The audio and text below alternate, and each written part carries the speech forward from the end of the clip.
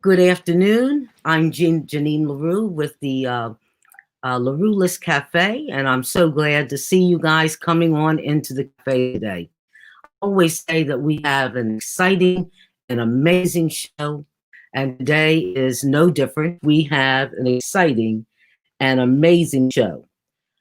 Today we are going to be talking about the youth. We're going to be talking about young people who are in some type of residential or foster care, those who age out. What are their needs? What do we do with them? How do we make this work? And then in the midst of a pandemic, if you can imagine being between 17 and 22 years of age, and you have been in foster care and now you have aged out, what are your options in life? Well, you know what? We're going to find out what some of those options are. We're going to bring on a gentleman who I have grown to just love. The way he and one of our rock stars, really a rock star, every once in a while people will say, "Oh, Janine, you are a rock star." I know that's not true. But let me tell you something. This guy who's getting ready to come on, he knows a real rock star. And I think many of you know of Steven Tyler. I've been singing one of his songs this morning in the shower. I won't bore you with it now, but I love his music. But he's done some wonderful, wonderful things, especially for young women who find themselves homeless out in the cold, helping them develop skills. Listen to this one, LifeSet. Okay, that's what we're going to talk about today. So let's bring on our very special guest, none other than the wonderful Richard Shaw. What a disappointment. I mean, what if it had been Steven? That would have been awesome. Oh my goodness, well, and we'll talk about that a little later, but Stephen and I happen to have the same theme of life. You do. I've given speeches where I say there are 2 days that are important in your life. One, the day you're born, and the other, the day you know why.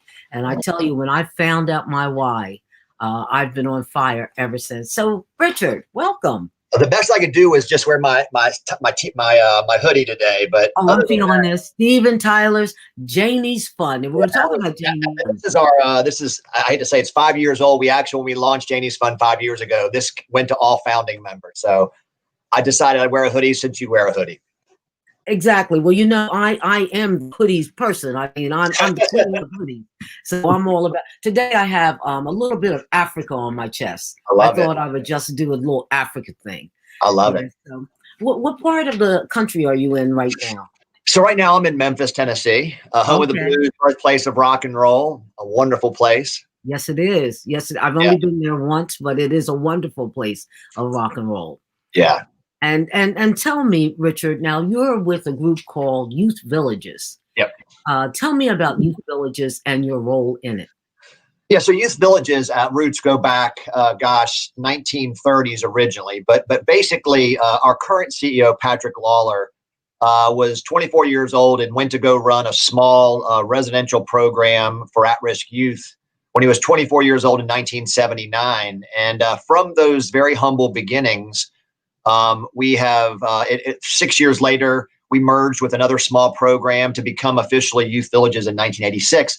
And since then, we've grown our services and just done a lot to commit to research and other things that really help us show the difference that these services make in a young person's life. Today, we are helping over 30,000 young people across 23 states in the District of Columbia.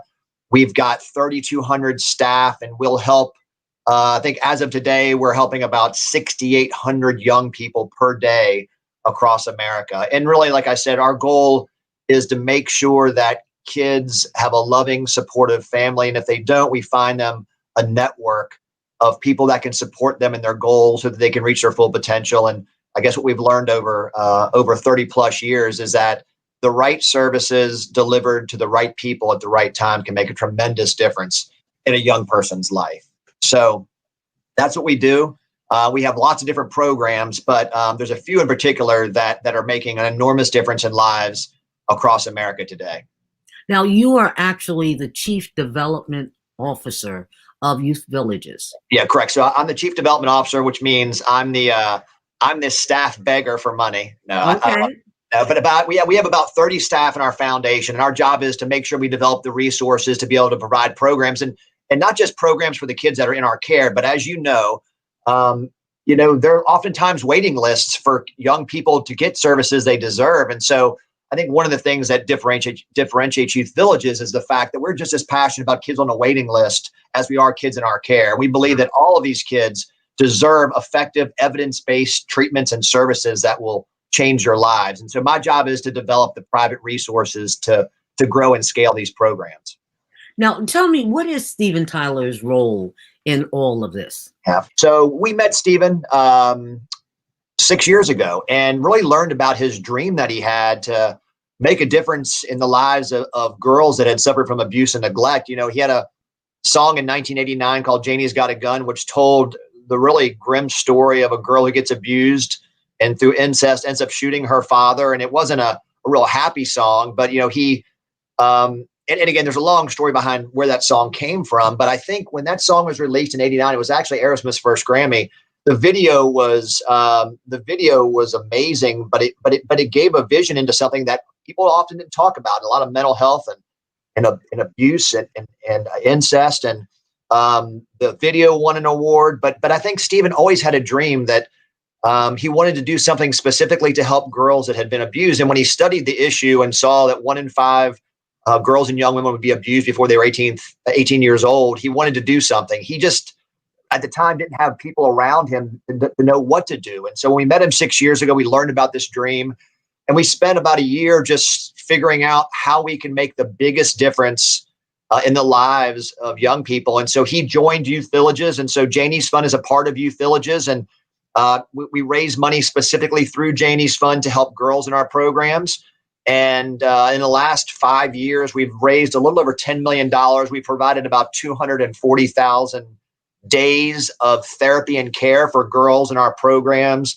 And it's just been an overwhelming success. And as you can imagine, when you have a voice like Steven and you have a platform like Steven has around him, the reach for what it is we're doing for this mission, it gets multiplied thousands of times over. And so we have donors in 40 countries, and we hear from women and young women all around the world who basically took this song, Janie's Got a Gun, and it became an anthem of hope and healing, and they finally felt like someone actually understood what they had been through and they actually cared. And Steven always had a dream to do something, and he'll say, Youth Villages adopted me, and it's been an amazing partnership for the last 5 years.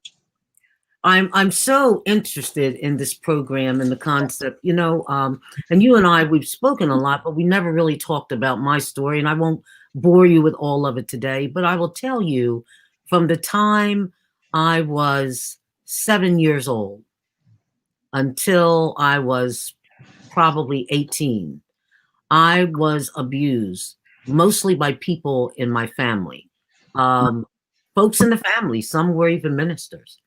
And I have to tell you, when I looked at those photos, the smiling faces of those teenage girls, and knowing that Steven Tyler has given them a safe place to be. Because, when young girls begin to say to adults, this individual's doing something to me, or say to the mother, Dad did this to me, usually no one wants to believe the female. And even if they do believe her, they just don't want her to talk about it. And so I'm just glad that these young girls now have a place where they can talk about it and start healing. And it's interesting, when you meet Steven and you see him around the young people in our programs, the greatest gift that he gives them is not because he signs a picture or he's some celebrity superstar, but he meets every single one. He looks them directly in the eye, and without saying a word, he listens and he says to them, I believe you and I believe in you. And for a young person to have that from someone like Steven, from anyone, but from someone like Steven, they melt. And it's not because he's a rock star and he's this celebrity person, but he sees them for who they are, and he believes them. Yeah. And it's powerful. It's very powerful. I tell you something, Richard, one of the things that I am missing in this pandemic, I'd love to be able to walk up to these young ladies and hold their hands and look them in the eye and say, I see you. Yeah. Because people have no idea what it means to be seen. You know, it says a lot. Now, you have a program called LifeSet, and I'm thrilled because I know you're in many, many states. You have partnerships in many, many states. And since I'm in New Jersey, Jersey girl here, I understand you have a partnership with our Department of Children's and Family. We do. And this is an amazing program. And this is one of the programs that I spend most of my time raising money for, because it's a program that historically has not been funded by government. And so in 1999, we started looking at some research about how our kids were doing. And just so you know, at Youth Villages, we have, I think, 18 full-time research staff. And we track all of our outcomes at 6, 12, and 24 months after young people leave our programs. And we started looking at some research about how young people were doing in our programs that were older. And what we found out was they weren't doing very well. So we kind of scoured the country to look for models that could address this issue of older youth in the kind of 17 to 22-year-old range. And there weren't many programs out there that were making a major difference or that had a lot of evidence of what they were doing actually worked. There were some housing programs and some other kind of programs like that, but nothing that was really scalable. So we actually created a program in 1999 called, at the time it was called Transitional Living. And probably 2005, 6, we started exploring growing that program across the country. And then through an infusion of capital from a group called Ed McConnell Clark Foundation, which has become Blue Meridian Partners, we've gone through rigorous clinical trials to show that this program has a tremendous impact on young people's life trajectory. And instead of Youth Villages just funding this and doing it ourselves, what we're doing now, and is what you alluded to, is that we're looking for organizations and systems like the Department of Children and Families in New Jersey that are committed to these young people, but haven't had a offering of services that really made a big difference in these young people's lives. And so we are now training other organizations and other systems to actually deliver this LifeSet program for young people 17 to 22 that have grown up in the system, and many of which were removed from their family, oftentimes for safety reasons and for neglect and abuse. And we've promised those young people that we would find them forever family. And if we don't, we'd give them the resources so that they could potentially meet their full potential. And we've kind of failed that as a society. So it is encouraging during a pandemic that we're continuing to find states like New Jersey that are committed to these young people and want to see them actually become productive, thriving citizens. And they're willing to begin funding this program with state dollars, of which we are matching those dollars to make an even bigger difference. And New Jersey is one of our brand new states that we launched during the pandemic. And as you can imagine, these types of services have never been more important than in a global pandemic, where food security and housing security and mental health services and everything else has been turned upside down in people's lives. You know, I did reach out to the Department of Children and Families yesterday, just to see how things were going and what they thought of this program. And they were so thrilled. They were like, not only do we have a partnership with them, we love them. And I'm going to send you the press release right now. And I read the press release and I'm like, this is a true partnership. It is. Usually it's a 3-year partnership that start with. I mean, our goal is, look, this year we'll probably serve 200 young people in New Jersey. So 200 are probably, but there's about 800 to 900 young people that are 17 to 21 in New Jersey that are part of the Children Protection and Permanency Plan. They have a plan. And our goal is, we love serving 200, don't get me wrong. Mm-hmm. Our goal in the next 4 years is to get to half of the young people in our country with this service, or a service of comparable evidence, which there are not many out there. So our goal, we serve about 5,000 kids a year in this program. Our goal is to get to about 8,000 in the next 4 years. And our goal in the next decade is to make sure that every single young person, every single one that has grown up in foster care, it's going to age out of the system, has access to this program in the next decade. And we do that through partnerships like in New Jersey. And while we're serving 200, we know that there are more that need this service. Mm-hmm. And so while we're excited that we're in New Jersey helping 200 young people, hopefully this year, we're not satisfied until every single young person in this country has access to this program. Well, I see one of my buddies, one of my wonderful attorney buddies, has signed on, Vaughn McCoy, and I just absolutely love him. And Vaughn, let me tell you something. You are going to get to know Richard very well, because I'm going to make sure the two of you get together. We've got to make certain that some of our very wealthy people in the state, New Jersey, I mean, this program is seen literally all over the country as it's shared on and on for weeks after we actually record. But right now, I'm very concerned about the state where I am. And I know that and Vaughn has already said, wonderful, yes. What are the services provided through the program? Thank you, Sherry, for that question, because believe it or not, that's the next question on my list. So tell us about the services. Yeah, so I mean, probably the most simple way to explain it, and again, the services vary by what the young person needs, but just think about, I have two transition age youth boys. Well, I have a 19-year-old and a 21-year-old, and I think about all the things that I do for them and all the ways that I support them. And again, I would say they've grown up without trauma and a pretty normal, privileged lifestyle. And when you're 17 to 21, you start making adult decisions that can be treacherous. And if you make mistakes, I mean, they're adult mistakes. And so typically what we would do is the same thing a parent would do for an 18 to 22-year-old. And that's help them build the skills around them. And some young people need safe housing. Some need to find reliable transportation. Some need to find childcare services. Some need to find mental health services. But what we're teaching young people to develop these skills, walking alongside them, so that when they're no longer in our program and we're no longer next to them, they've built the skills themselves to navigate life. And we think that sounds kind of simple, but the bottom line is it works. And there are very few programs like this. And this is community based. So we're not providing through the program housing per se, but we're going to make sure that they find and learn how to access safe housing. A lot of these young people have roommates. We teach them how to find a roommate that's going to be someone that's going to be supportive, they can get along with. But again, it's so many of these basic skills that when you grow up with trauma and you grow up not really being able to trust adults oftentimes and not having a circle of people there to support you when you fall down, it can be very, very difficult. And that's the truth for any young person who's 17 to 22 years old. So we've built, and again, like I said, it's very self-directed by the youth. There's no cookie cutter saying you're going to do this, this, and this. We'd love every young person to meet their full potential. Some young people want to go to college and we will support them all the way. Some young people just want to have a job and earn a living and have a roof over their head.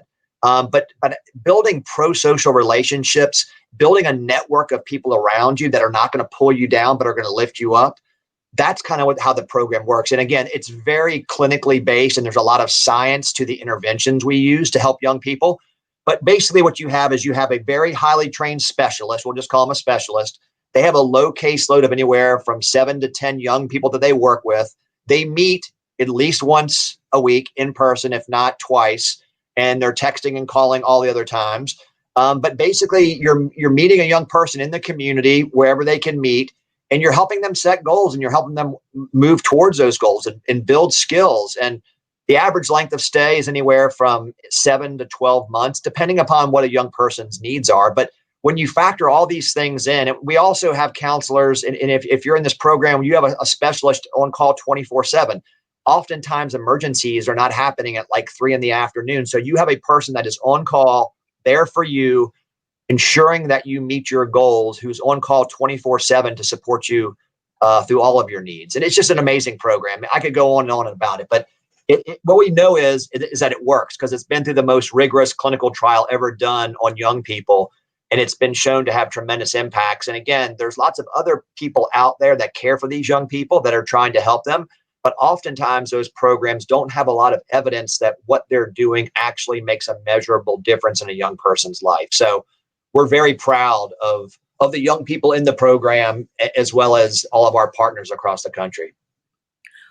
Tell me something about substance abuse. Do you run into that often, Richard?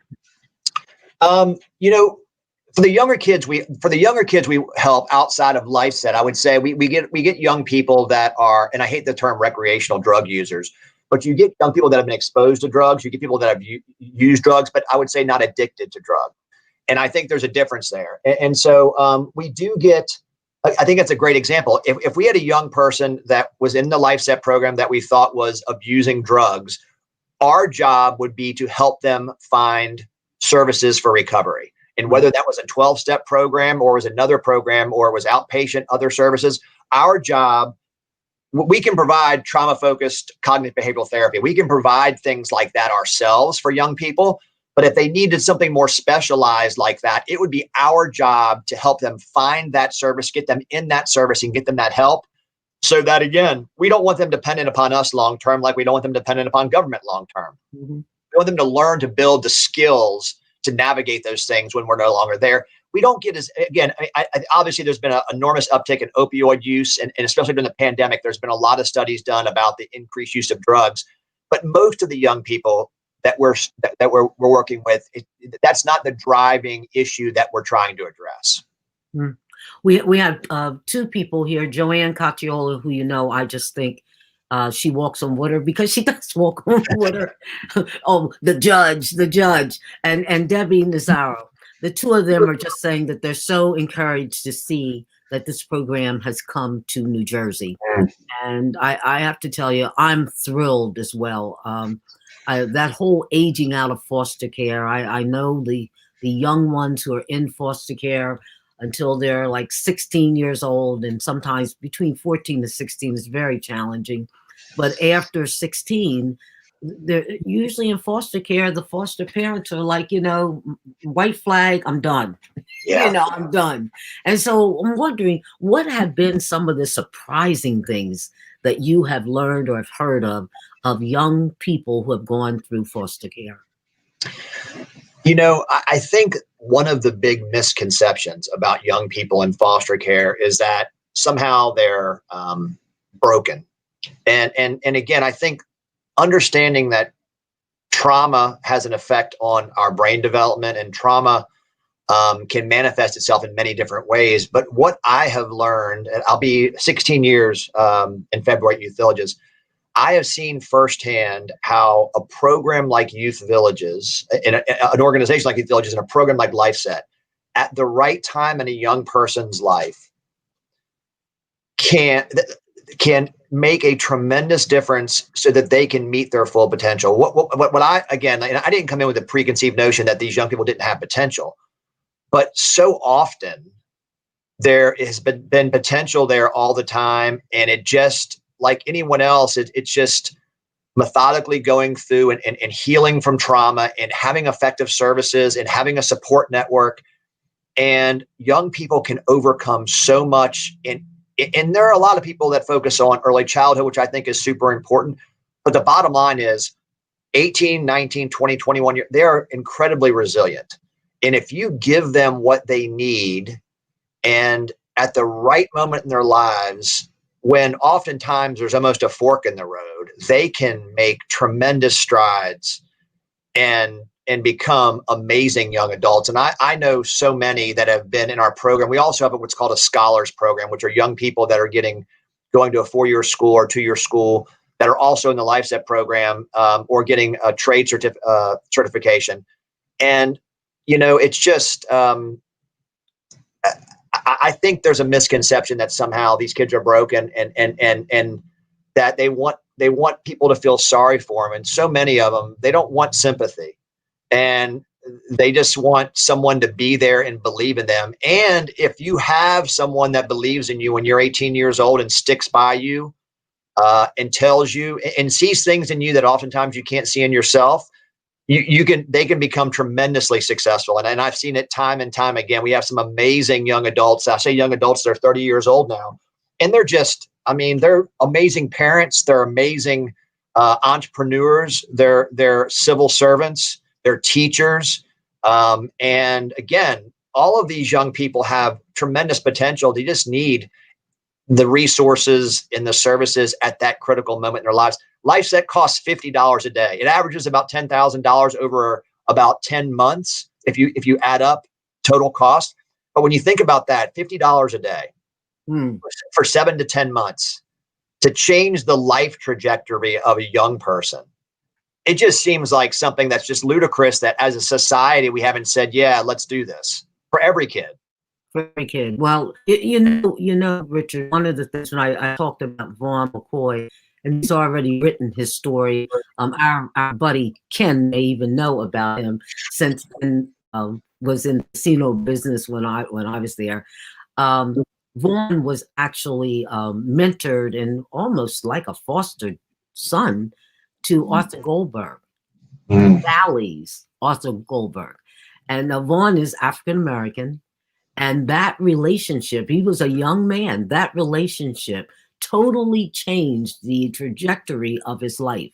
And so that's why I want to get the two of you together, because I got so excited when Joanne told me about you guys, and I'm thinking, okay, I looked at the photographs of the people involved, very diverse, African American, Latina, as far as the girls, and very diverse population. Then I'm looking at the mission. I'm like, okay, it must be some black guys, because she didn't give me any female names, so I figured it's black guys.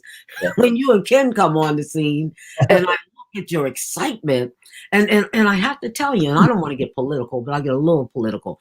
This is why I am so excited about January 20th, because I want to see the America. When Biden talks about the soul of America, I want to see that America where it doesn't matter what your ethnicity is, what your socioeconomic status is, where people are looking at people and saying, you know what? I can help out there. I can help out there. You asked about kids in foster care. I think there's this notion also in our country, and again, we believe in this kind of rugged individualism in our country, and I get it, and I get where that comes from, but it's this notion that if people just wanted to lift themselves up by the bootstraps, everything would be okay is a lie. Yeah. Every single one, most of these kids that have grown up with trauma being shuffled through foster home, and they don't know they have boots on, let alone straps. And I think that if you help them get their boots on and you show them how to pull them up, and you're there with them, and you're there in the trenches with them, kids can do amazing things. But this notion that if kids would try harder, or, if they could just pick themselves up by the bootstraps, it's just a lie. And what we found is, again, the right services. And as your friend mentioned, if you have one caring adult that believes in you, that sees things in you that oftentimes you don't see in yourself, it can be transformative for the rest of your life. And like you said, I mean, we live in an amazing country, and I think we live in an amazing country with people who care and want to make a difference. And I'm encouraged because states like we want states that are forward thinking, that are innovative, that are progressive, that want to demand more for services and making sure that these young people get what they deserve, which is not a handout, but a hand up, and someone who's going to be there to care for them and to help them along the way. I'm going to end up with a little story that I want to tell you. And then I'm going to ask you, as regular citizens, those who are watching the show, what can we do? But I want to end up with a story. There's the program Big Brothers and Big Sisters in the Newark area, Essex and Hudson, West Hudson. And that program actually was founded by a very, very wealthy guy named Ray Chambers. And I think I've told you about Ray. And I came in as the founding executive director of the program, and we actually named it 10,000 Mentors. The goal was to put together an adult with a kid in Newark and stay with them as a mentor, signing a contract that we would meet with them at least once a week, and for 2 years. So I had my mentee. My mentee was a young kid. She must have been in maybe fifth or sixth grade. And I mentored her and for 2 years. And then I went on to work with the St. Barnabas Health System, and I lost contact with her and wondered how she made out and did I have any impact on her life for the 2 years we were involved.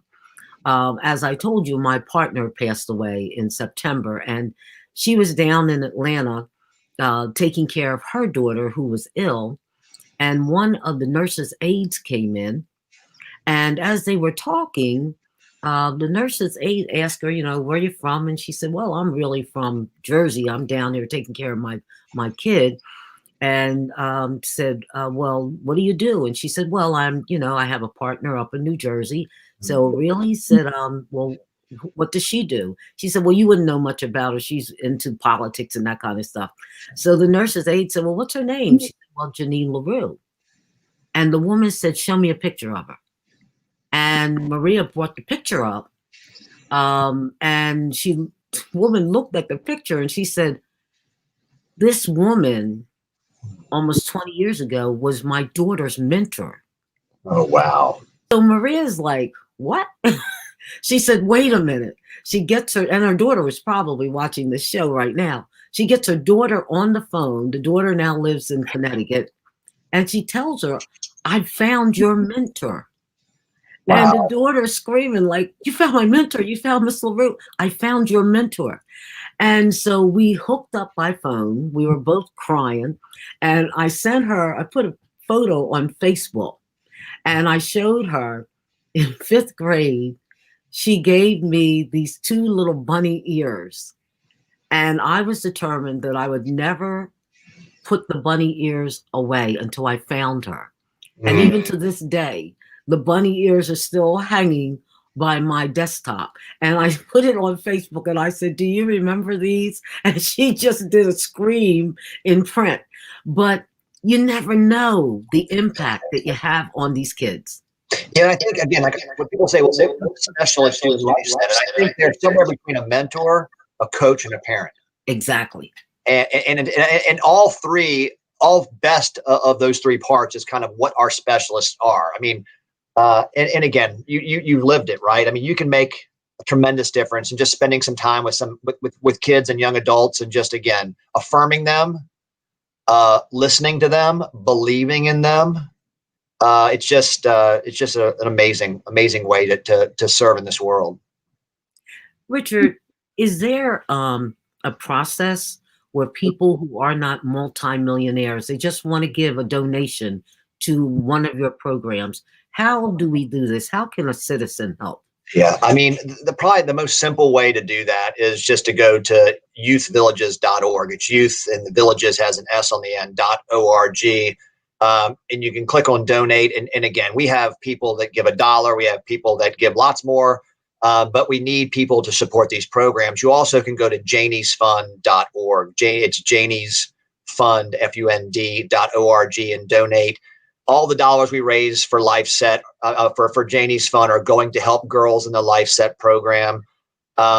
You can give through Facebook, but typically just going to the website. And again, people always say, well, I don't have much to give. I mean, I think the most important thing for all of us to do is just do what we can. And sometimes we have money to give, sometimes we don't, sometimes we have time to give, sometimes we have our energy and our experiences to give, and we can mentor and we can help in different ways. But the bottom line is all of these programs do cost money. And the good news is, it's, when I say $50 a day, I mean, that's not an enormous amount of money for many people to help one young person in LifeSet to have a day where they're going to have a specialist there on call to help them through challenges and different things in their lives. So website, janiesfund.org, or youthvillages.org is the most simple way, probably.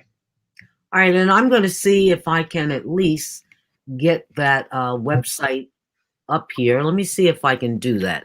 It's Janie's. Janies Fund.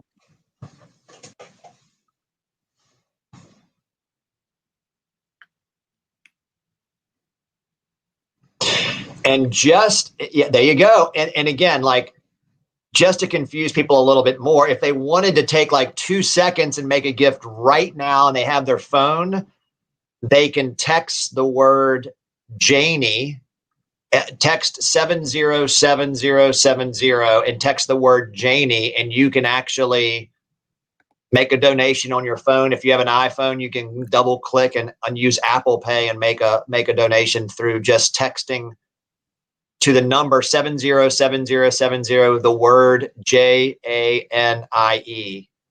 And that's another simple way that people can do it. Yeah. It's 7. What? But one more 7 and 0. One more 70. Yeah, it's 707070, and it's the word Janie. Okay, then I need to correct that. All right, wait a minute. But yeah.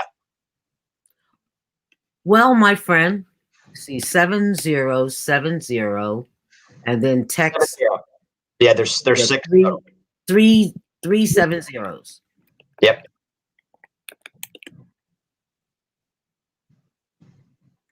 There you go. And then just in the field, you just type the word Janie, and it's super simple.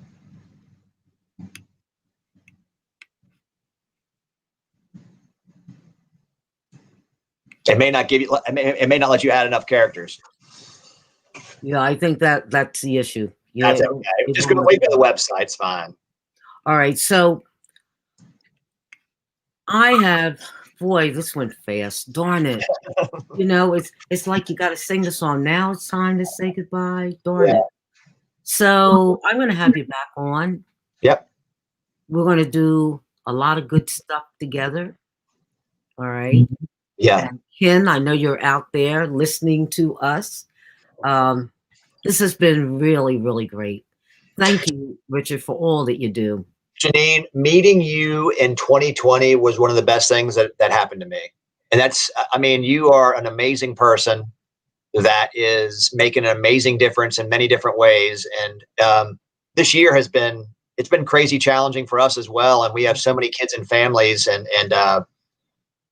somehow we're going to make it through, and we're going to come out stronger. I'm not sure how yet, but we will. We will. We will. And thank you. I'm humbled. I truly, truly am humbled.